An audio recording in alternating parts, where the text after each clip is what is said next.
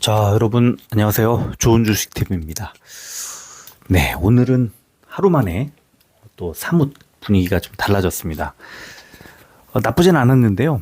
대신에 바이오가 생각보다 못 가고, 그, 다른 종목들이 좀 주도하는 종목들이 잘 갔습니다. 저는 그 이유가 아무리 생각해봐도 어제 빠졌던 부분을 돌려놓는 게 우선이기 때문에 그런 것 같아요. 일단 어제 빠졌던 종목들을 잘 생각해 보면 그동안에 많이 올랐던 애들을 수익 실현한 물량들이 나왔으니까 걔네들이 주도했던 애들이잖아요. 그 주도했던 애들이 생각보다 지금 시장에 별일이 없네 이렇게 되니까 안도를 하면서 원래 가던 애들을 되돌려 놓은 하루. 그러면 이제 바이오도 그렇고 내일 정도면은 조금 달라지지 않을까 하는 기대를 살짝 해봅니다. 네, 그런 생각이 좀 들고요. 오늘은 어, 5종목에 지금 이제 2종목을 추가로 신청을 더 해주신 거 맞죠? 예, 그래서 로보로보, 산일전기, 실리콘2, 알테오젠, ABL 바이오, 로보티즈, 파마리서치까지 바이오 3종목에 로봇 2종목에 전력 종목에 화장품, 네, 이렇게 포함되어 있습니다. 자, 오늘 가장 먼저 신청해 주신 종목 로보로보를 먼저 좀 보겠습니다. 로보로보 사실 이제 어떤 일을 하는지를 좀 살펴보면 이제 교육용 로봇 하는 업체예요. 자, 이제 사업을 먼저 좀 보면서 말씀드릴게요.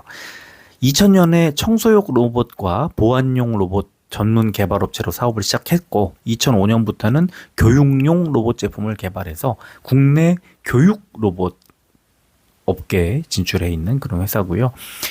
코로나19 때 오프라인 교육 수요 감소 때문에 2020년부터 22년까지 굉장히 어려움을 겪다가 AI 교육 사업화와 관련된 성장 정체 제품의 단종, 또 신규 제품 출시, 또 기존 제품의 리뉴얼, 또 리패키징 이런 것들이 이제 이루어지고 또 디지털 교육 직무 연수 프로그램 같은 디지털 교육 시장 환경에 뛰어들었습니다.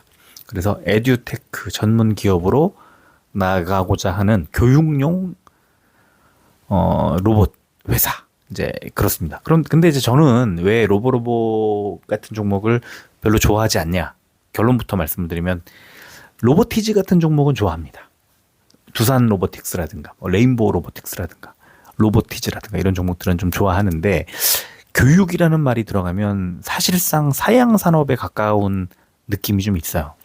그러니까 학생 수도 줄죠. 그러다 보니까 교육에 종사하는 사람들의 수가 굉장히 빠른 속도로 줄고 있어서 그 로봇이라는 산업 업계가 지금 막 팽창을 하다 보니까 로봇자 들어가는 그런 그러니까 종목이 같이 덩달아 뜨지만 그렇게 이제 업종 내에서 막 이렇게 올라갑니다. 지금은 로봇주들이. 근데 선별을 하면 좋은 종목과 그렇지 않은 애들 사이에 주가 흐름이 좀 달라질 가능성이 저 되게 높다고 봐요. 그래서 일단 교육용 로봇 하는 순간 저는 매력이 좀 많이 떨어진다고 생각하고 있습니다.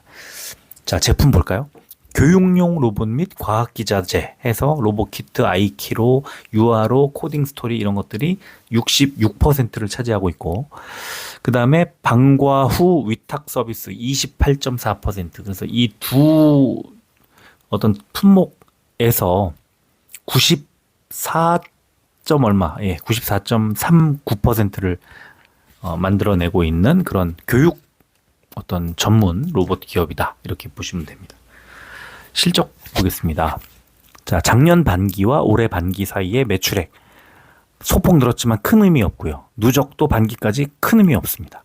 자, 영업이익 볼까요? 작년에 마이너스 2억 9천, 마이너스 3억 원 정도가 났는데 올해도 마이너스 한 2억 6천. 약간 줄었지만 큰 의미 없고요.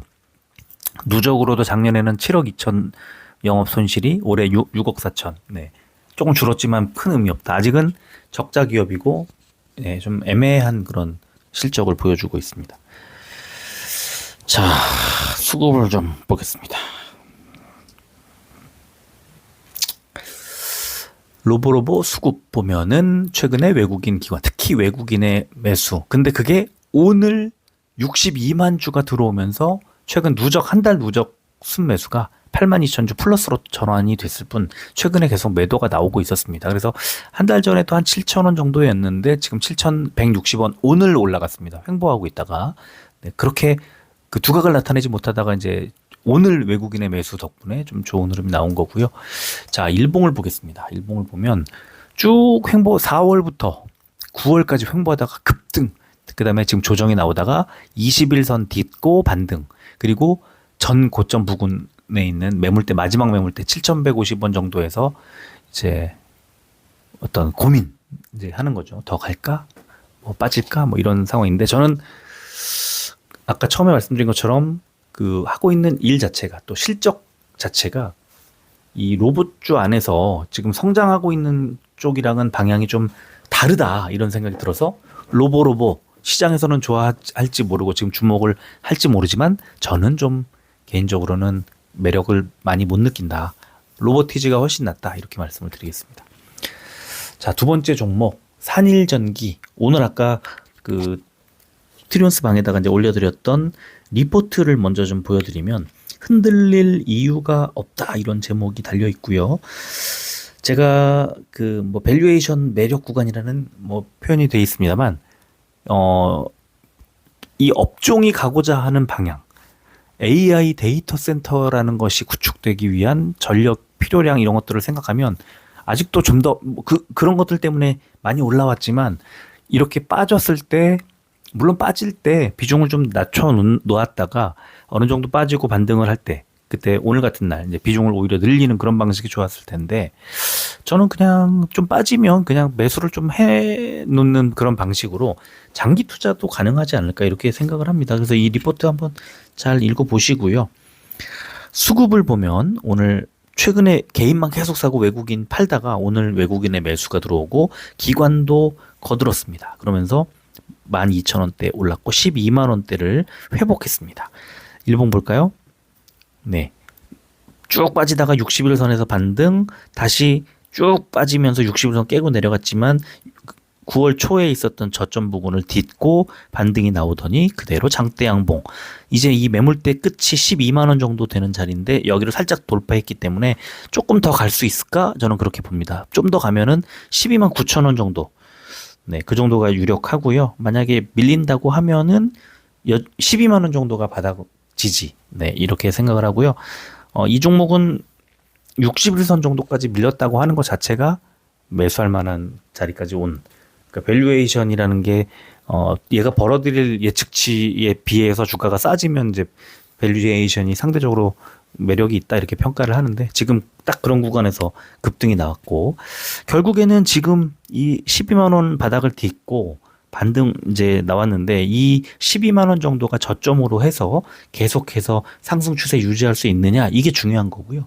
장기로 볼 때는 뭐 좀 더 올라갈 가능성이 높다고 저는 보고 지금 스토캐스틱 같은 지금 보조 지표 보면은 바닥에서 이제 골든 크로스 만들어내는 자리라 조금 더 한 13만 원 가까이 12만 9천 원 이런 자리까지 좀 더 올리지 않을까 이렇게 봅니다. 자, 세 번째 종목 실리콘2. 네. 이 리포트 내용을 뭐 요약을 해보면 주가 목표 주가는 좀 빠져 내려왔지만 3분기 매출과 영업이익이 컨센서스를 0.1% 4% 상회. 그러면 주가는 조금 올라갈 수는 있을 것 같아요. 그리고 뭐 고객 수가 이제 늘어나고 있는 유럽이 여전히 성장을 주도하고 있고 또 미국이 또 이제 뭐 아이허브라고 하는 그 이쪽의 매출이 정상화가 되면서 이제 괜찮아질 것으로 예상이 된다. 뭐 이런 얘기가 나오고 있습니다. 뭐 비용 증가도 뭐 제한적일 것이고 뭐 이렇게 나오고 있어서 나쁘진 않지만 목표 주가는 하향 조정이 됐습니다. 자, 수급을 보면 개인과 외국인의 매도가 계속 나오고 있는 가운데 오늘 외국인이 조금 샀습니다. 어제 26만 주 팔고 오늘 2만 주 사는데 그치긴 했습니다. 기관이 계속 팔고 있고 연기금이 계속 사다가 오늘 매도를 했습니다. 주가는 43,300원 소폭 올랐지만 거래량이 뚝 떨어진 상태에서 오르는 건 페이크다. 이제 곧 좀 떨어질 가능성이 또 있어요. 일봉을 보겠습니다. 그러면 어떻게 될까?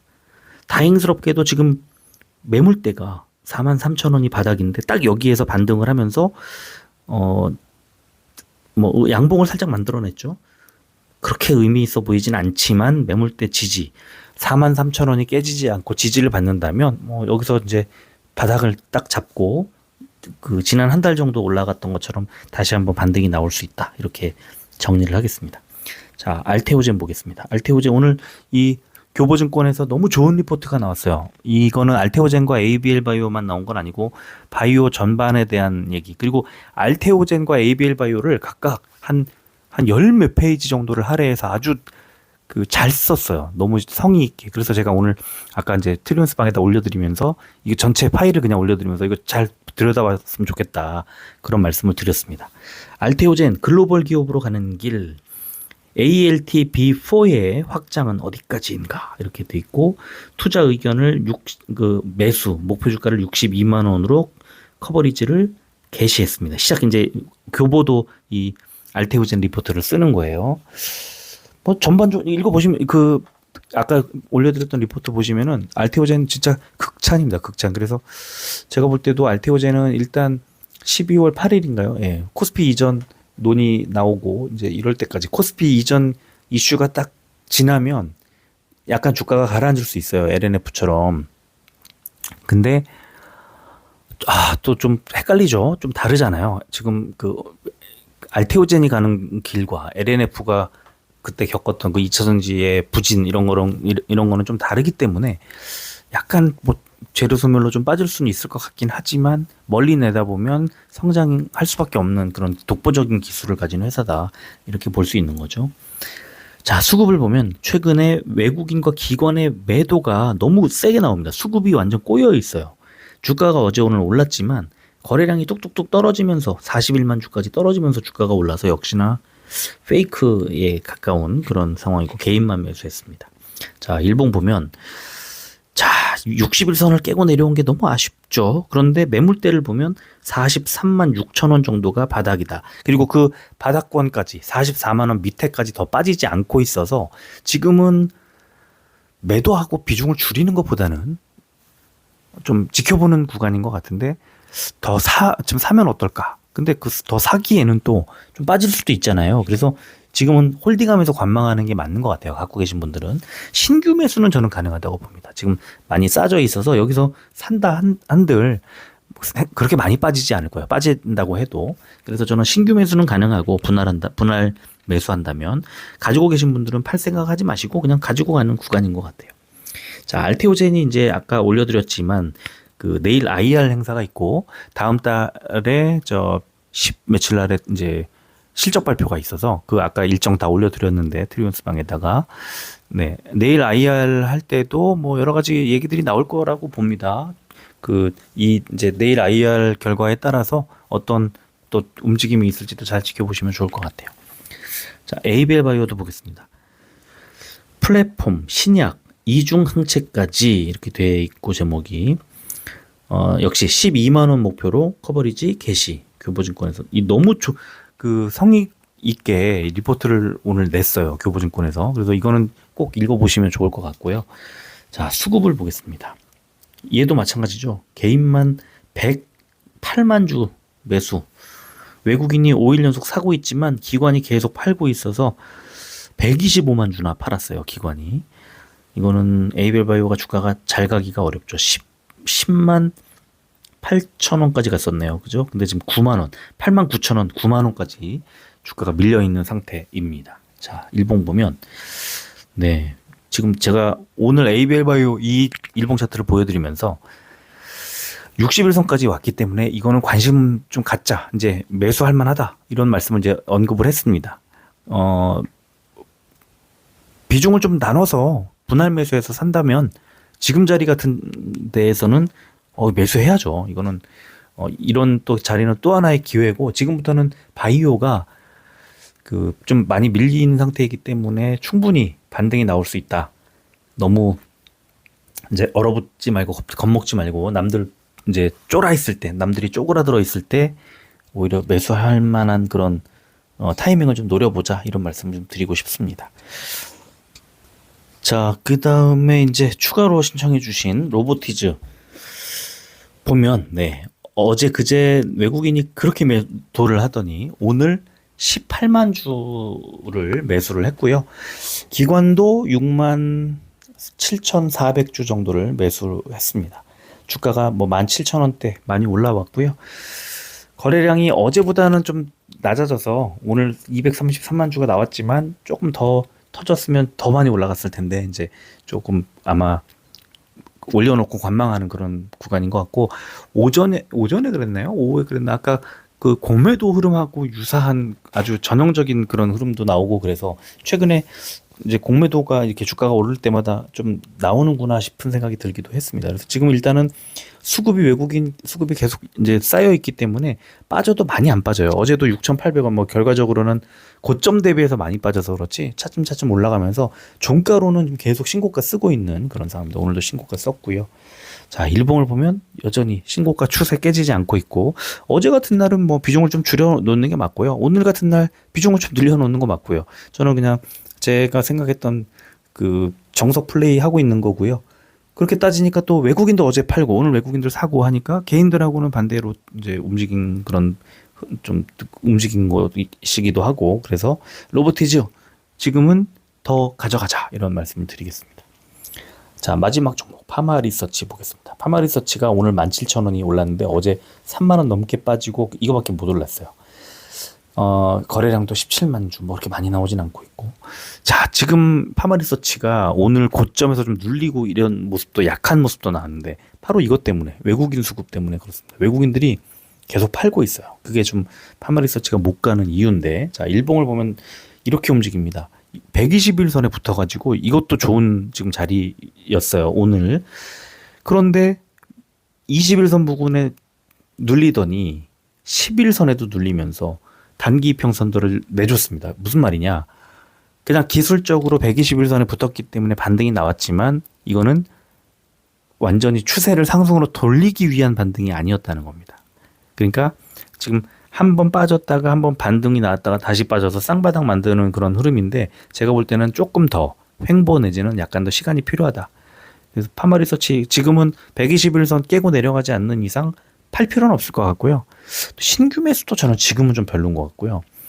홀딩하는 게 어떨까 싶고 하지만 뭐 신규 매수를 한번 길게 가져가 보겠다고 하면 비중을 좀 낮게 비중 분할 매수로 뭐 매수하는 것은 뭐 나쁘진 않을 것 같아요. 그렇게 권하고 싶진 않지만 또 나쁘지도 않을 것 같아서 지금 이런 자리면은 저라면 저는 다른 종목을 좀 볼 것 같긴 한데 파마리서치 본다면 약간 매수해 놓는 것도 뭐 나쁘진 않겠다 이런 생각이 듭니다. 워낙 실적 퍼포먼스가 너무 좋은 그런 그 종목으로 이제 전망 예상되기 때문에 그렇습니다. 자, 오늘은 여기까지 하고 마무리를 하겠습니다. 끝까지 들어주셔서 고맙습니다.